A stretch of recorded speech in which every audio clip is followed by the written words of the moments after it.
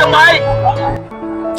Khi tiếng trống mở hội vang lên, chiếc ghe bắt đầu rẽ sóng lao đi vuông vút giữa lòng sông.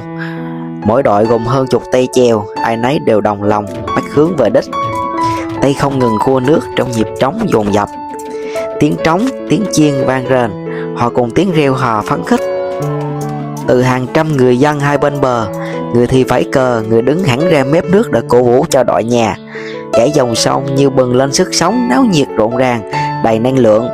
Mỗi cú rướn người, mỗi nhịp chèo như dồn cả niềm tin tự hào làng xóm.